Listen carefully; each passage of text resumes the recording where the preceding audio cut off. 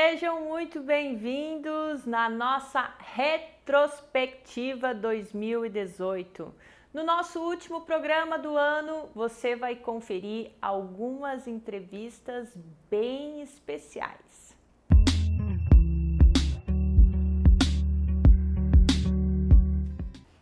Para começar a nossa retrospectiva, eu quero trazer a entrevista de uma pessoa que me marcou, que tocou o meu coração. O palestrante Maurício Lousada esteve aqui conosco para compartilhar a sua história profissional e também uma história bastante dramática que aconteceu na sua vida.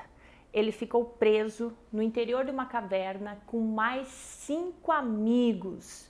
E hoje palestra pelo Brasil inteiro, já impactou milhares de pessoas, compartilhando os grandes aprendizados que teve com essa história. Maurício, muito obrigada pela sua disponibilidade. É uma história de superação, um pouco dramática, assustadora, mas com grandes mudanças e aprendizados. É isso, Maurício. É isso, Larissa. E foi uma história bastante dramática que me impulsionou na direção do que eu consegui construir. Se hoje eu estou aqui sentado conversando com você, isso tem muito a ver com tudo que eu vivi dentro daquela caverna. Então o objetivo daquela tarde era justamente explorar a caverna. Explorar a caverna. Nós iríamos numa área desconhecida, nós pedimos autorização, a autorização foi negada e nós resolvemos entrar sem que ninguém soubesse. E vocês não tinham mapa nem nada? Nada. E eu achei interessante que vocês iam entrando na caverna e iam deixando marquinhas com o que Exato.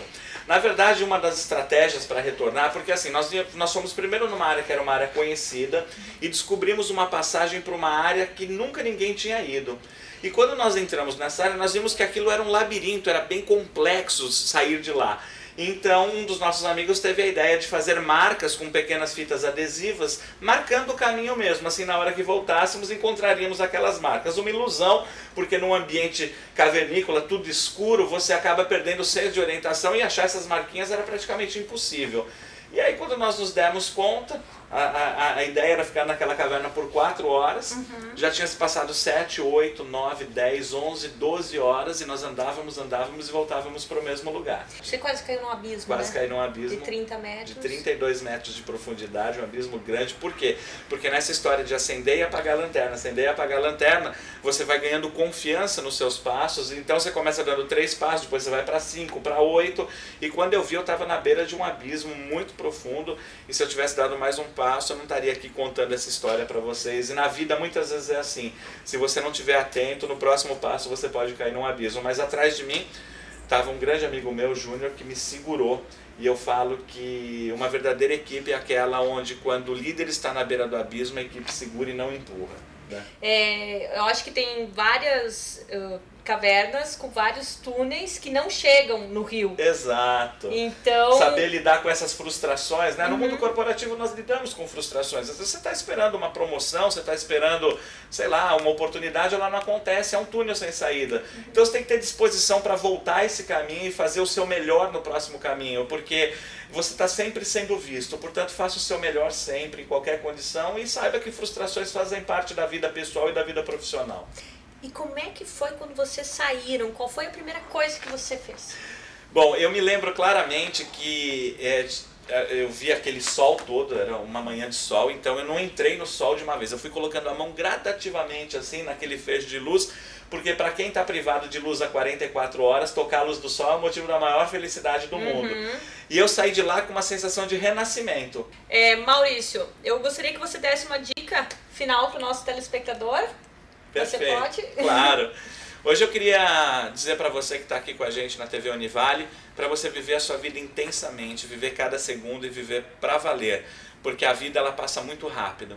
Uma das lições que eu tenho compartilhado nas minhas palestras é que você precisa dormir no frio de uma caverna para entender o valor que tem o calor da tua cama. Portanto, dê valor para as pequenas coisas. Saiba que a vida, ela acontece hoje. A vida é para valer, viva intensamente. E jamais perca uma coisa de vista. Jamais perca de vista que a sua existência tem que dar um sentido melhor para esse mundo, que você vai deixar um legado. Não importa o que você faça, não precisa ser um palestrante. A pessoa que é o cozinheiro, a pessoa que limpa o banheiro, aquele que é diretor de uma empresa, ele tem que acrescentar algo nesse mundo, porque só passar por aqui não vale a pena. Muito obrigado, Larissa, por você acrescentar algo a mais na minha vida com o nosso bate-papo, tanto aqui hoje nesse programa, quanto na informalidade que nós tivemos no nosso bate-papo depois da palestra que você viu em São Paulo. Uma grande honra para mim estar aqui ao seu lado. Muito obrigada. Eu que agradeço. História linda para nós de superação. Muito obrigada mesmo e parabéns pela a forma como você ressignificou e isso impacta na vida das pessoas. Perfeito. Uma informação adicional é que visitar caverna é muito seguro, desde que você faça isso com guias e com orientação. Eu falo isso porque às vezes a gente dá entrevista, desestimula as pessoas a irem a uma caverna e não há essa necessidade. Vá sim, explore esse ambiente, mas faça com segurança. Obrigada. Um beijo bem grande para você, que você continue com essa missão maravilhosa de transformar a vida das pessoas.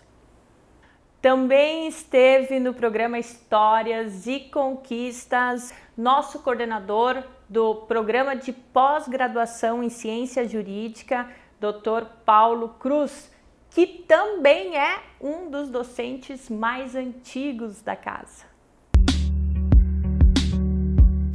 Professor, seja muito bem-vindo ao nosso programa. Muito obrigada pela sua disponibilidade. O prazer é nosso.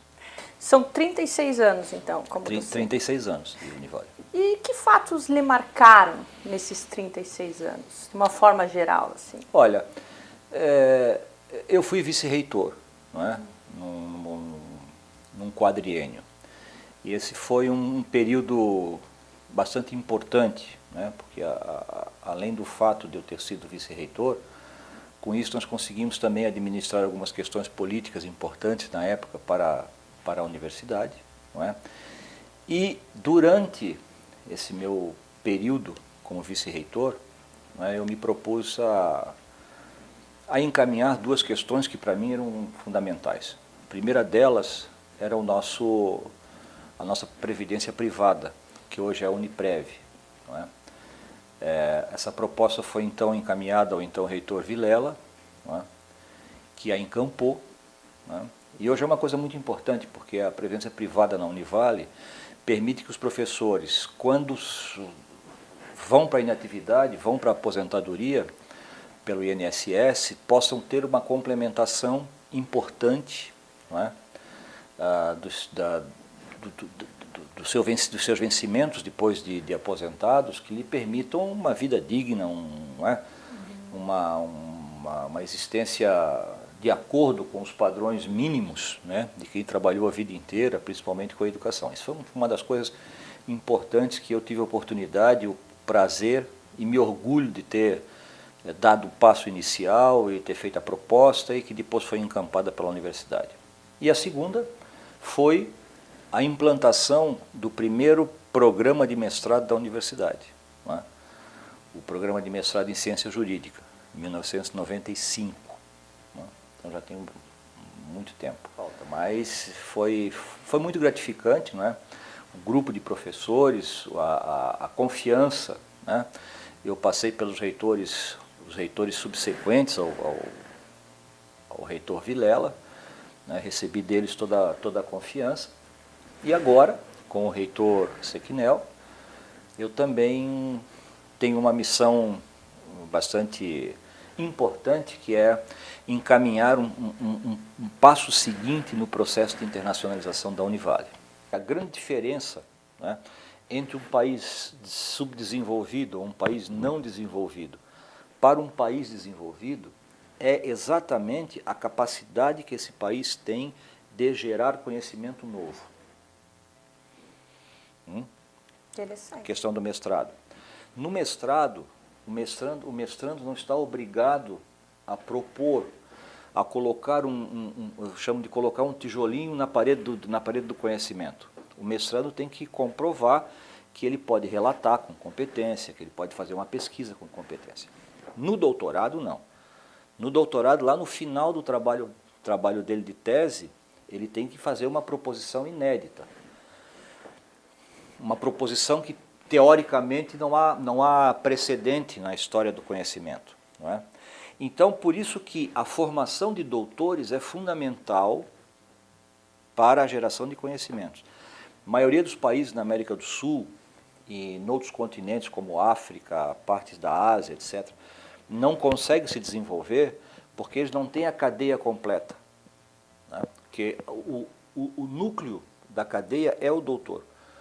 Ele é a partir do doutorado que tudo se espraia numa coluna chamada coluna do conhecimento, ou cone do conhecimento, não é? Em que o processo se completa. Não é? Conhecimento já consolidado, que é trabalhado e gera novo conhecimento. E inovações. Exatamente. Isso só se consegue quando se estimula as pessoas que estudam a proporem coisas novas. Esses trabalhos que nós fizemos, nunca é só uma pessoa que faz. Né? Mas esse trabalho que nós fizemos na internacionalização da ciência jurídica foi a base de muita obstinação. Muita obstinação. Muito trabalho sério e muita disciplina. É isso aí, professor, temos que finalizar o nosso programa. Muito obrigada pela sua disponibilidade novamente. Foi um prazer, muito grande, prazer estar aqui. Muito obrigado pela audiência. Dr. Paulo Cruz, muito obrigada pela participação no nosso programa. Vamos para o intervalo, depois tem mais retrospectiva.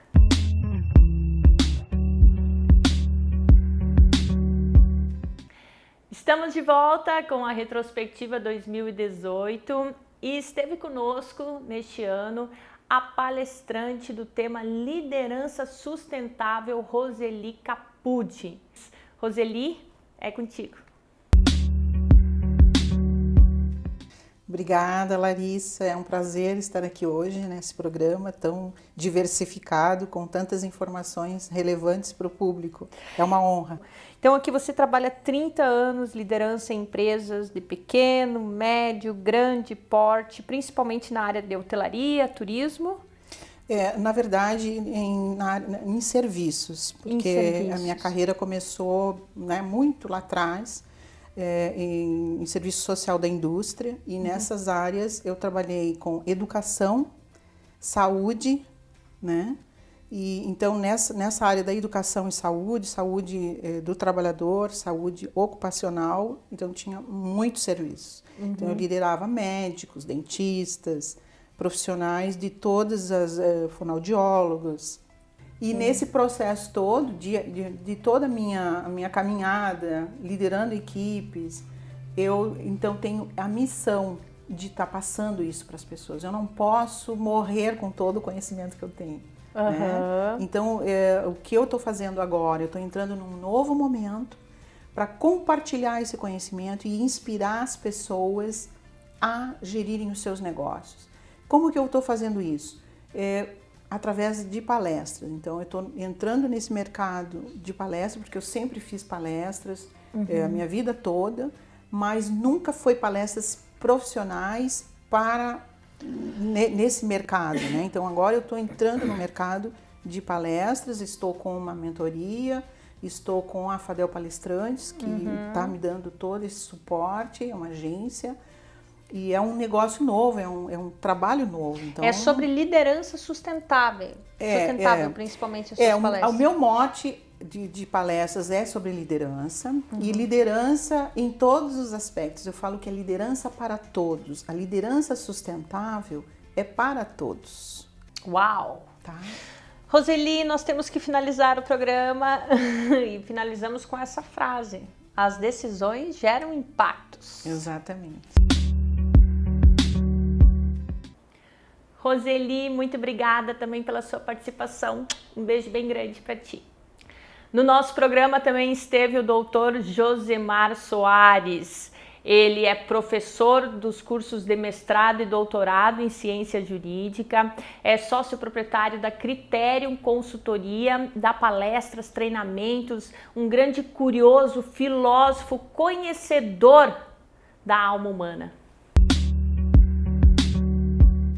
Professor Josemar, muito obrigada pela sua disponibilidade. É sempre uma honra, uma alegria poder te receber. O Josemar, pelo que eu lembro, ele teve uma infância difícil. Aos 13 anos de idade saiu, tomou uma decisão importante na sua vida, buscou já a sua autonomia humana. Posteriormente se descobriu como professor, já dava aula, gostava de brincar de dar aula. É mais ou menos isso, né, Josemar? Isso. Inclusive, esse final de semana a gente estava num evento sobre desenvolvimento humano e o tema era virtualidade, que é o processo de conseguir captar, colher um tipo de estímulo metafísico, um tipo de elan vital, um tipo de proposta interna que tem sede, vontade de se tornar história. E com inteligência a gente tem que capturar isso dentro de si e ser fiel a esse projeto e fazer disso uma passagem por essa vida que seja de valor para si como pessoa, como história, mas que também na sociedade isso tenha um tipo de serviço, tenha um tipo de contribuição com as pessoas. Eu parto da ideia de que ontologicamente cada um de nós tem um tipo de estímulo a fazer muito genuíno.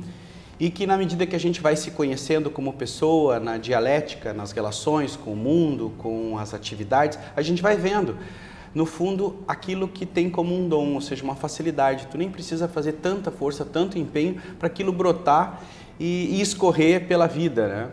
Então, desde cedo, e eu hoje penso muito sobre isso, quando retomo a minha carreira, retomo minhas atividades, afinal de contas, o que eu fazendo nessa minha experiência aqui pode ser uma completude para mim e servir as outras pessoas de algum modo, de modo humilde, óbvio que eu não penso que posso fazer uma coisa gigantesca ou ter um tipo de heroísmo e tal, mas percorrer a história fazendo alguma coisa de valor interno e que seja um contributo social, eu acredito que dá um sabor, dá um prazer como existência e um bem-estar. Porque a gente fala tanto em bem-estar orgânico, físico, emocional, e eu entendo que bem-estar se adquire com muitas coisas, muitas coisas. É por isso que a gente tem que estar inteligente para conduzir tudo isso, mas principalmente conseguir colocar a própria energia numa ação que realize algo de valor. Por isso a gente precisa ter clareza da importância das regras, da importância dos acordos, das renegociações, seja na família, seja com os colegas de trabalho, seja com a própria sociedade, de tanto e tanto tempo tem que repactuar. Doutor Josemar, nós temos que finalizar o nosso programa, é uma pena. Então, em março, abril, você vai lançar um novo livro e vai retornar ao Histórias e Conquistas para nós continuar o nosso bate-papo, é isso? Muito obrigado, desejo mais sucesso, entendo que esse programa ele é uma pitada de carinho à inteligência e ao desenvolvimento humano para todos que assistem. Parabéns por você conduzir esse momento de inteligência que é esse espaço de mídia. Muito obrigada. Professor Josemar, sempre muito bem-vindo ao nosso programa. E para finalizar, uma entrevista que eu achei extremamente interessante. Ela é psicóloga, trabalha na área de constelação familiar. Retornou ao nosso programa, doutora Sandra Gaia esteve conosco para falar sobre os emaranhados familiares que às vezes existem na nossa vida e que nós não conseguimos fazer as coisas acontecer justamente por conta disso. Doutora Sandra Gaia, seja muito bem-vinda ao nosso programa. Obrigada, Larissa. É um prazer estar de volta aqui no Histórias e Conquistas. E já quero dizer que a primeira entrevista as pessoas gostaram muito, mesmo da intervenção, da forma como foi colocado. E é um prazer, então, poder estar aqui novamente, falar um pouquinho do meu trabalho, um pouquinho dessa nova ferramenta, procedimento que são as constelações familiares, as constelações sistêmicas. De uma forma geral, você pode dar um apanhado sobre o que é constelação familiar? Posso sim, e aproveitando a deixa que você falou das nossas conquistas, né? Desde há 3 anos, quando eu vim aqui, falei um pouco da minha trajetória como profissional, como psicóloga, sobre a minha atuação. E de 3 anos, que eu sempre falo que o milagre está nas ações, muitas coisas modificaram, né? Uma delas é a inclusão no meu processo de intervenção por meio das constelações sistêmicas, familiares, organizacionais, e outras conquistas também, né? Ao longo aí desses últimos 3 anos que fizeram a diferença na minha atuação profissional como psicóloga e como empreendedora comportamental. Então, a partir disso, de ser uma buscadora na área do desenvolvimento humano, eu me identifiquei muito com esse conhecimento fenomenológico, que são as constelações sistêmicas familiares, trazidas pelo alemão Bert Hellinger.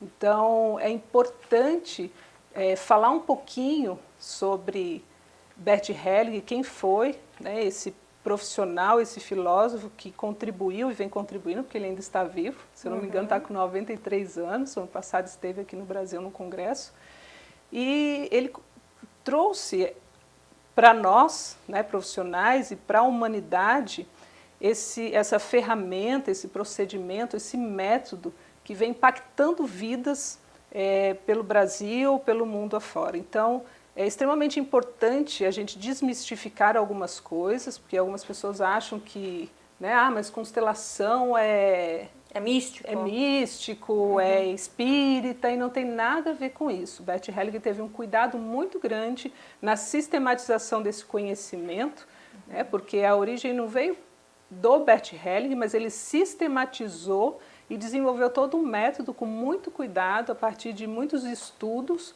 e chegou aí nessa contribuição maravilhosa para a vida das pessoas, que são as constelações familiares sistêmicas. Quando a gente fala num sistema familiar, a gente tem que olhar para os que estão vivos e para aqueles que já se foram. Então, todos fazem parte do nosso sistema. Bert Hellinger denominou a importância da gente olhar para 3 leis que compõem esse sistema, e para que ele esteja em harmonia, a gente tem que direcionar o nosso olhar para essas 3 leis, para ver se elas estão acontecendo ou não. Uma delas é a lei da ordem. O que significa isso? Quem veio primeiro, né, no nosso sistema, a hierarquia. Então, é importante a gente observar, né, que a gente tem um representante que representa lá nossa vovó, nosso vovô, pai, mãe, né, vamos pegar aqui com pai, e a gente que veio por último agora. Tá? Então, essa ordem, ela é importante. A outra é o olhar do pertencimento.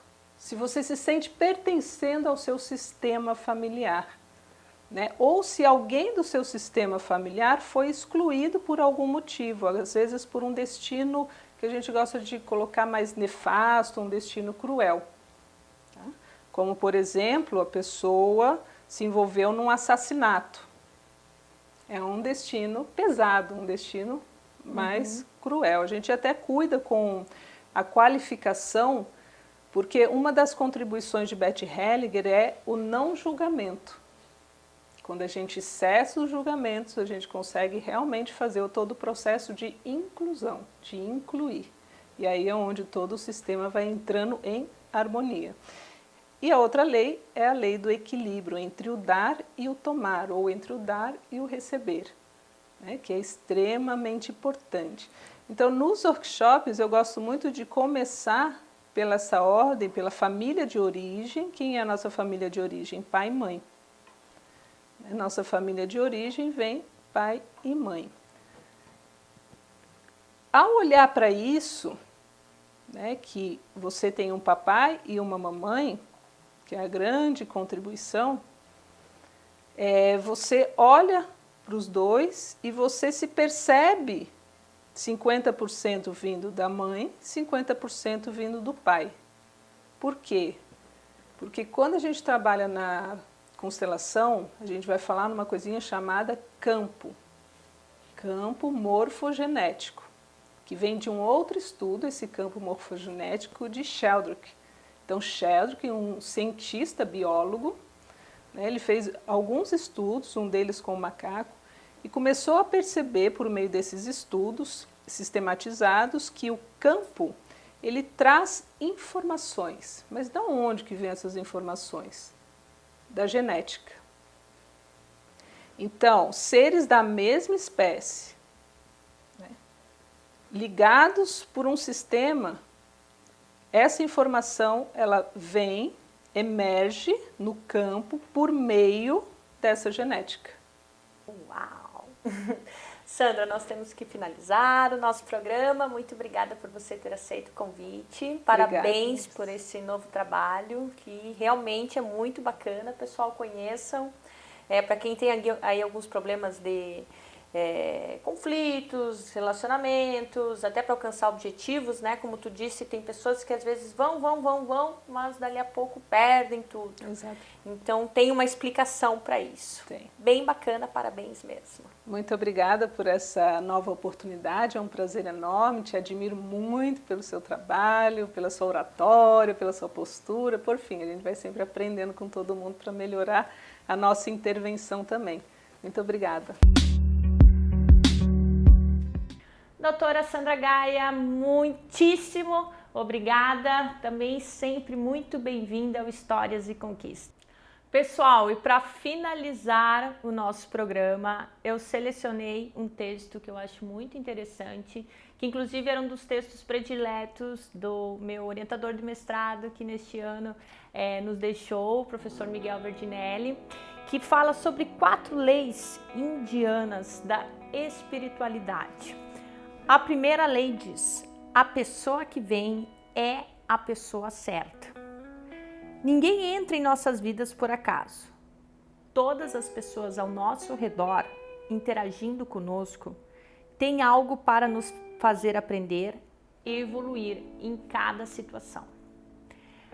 A segunda lei diz: aconteceu a única coisa que poderia ter acontecido.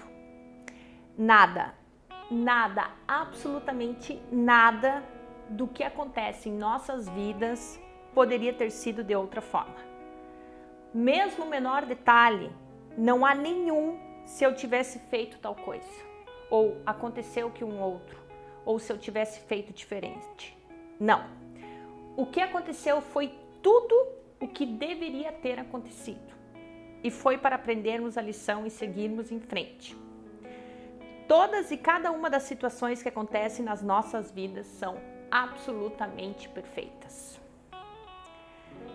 A terceira lei diz: toda vez que algo se inicia, é o momento certo.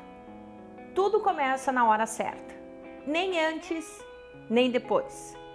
Quando estamos preparados para iniciar algo novo nas nossas vidas, é que as coisas acontecem. E a quarta, a última lei afirma: quando algo termina, termina. Simplesmente assim. Se algo acabou nas nossas vidas, é para a nossa evolução. Por isso, é melhor seguir em frente e enriquecer-se com a experiência. Não é por acaso que você está lendo esse texto agora. Se ele veio à sua vida hoje, é porque estava preparada para entender que nenhum floco de neve cai no lugar errado. E é assim que finalizamos o nosso programa. Eu desejo um Feliz Natal para você e um ano de 2019 repleto de realizações.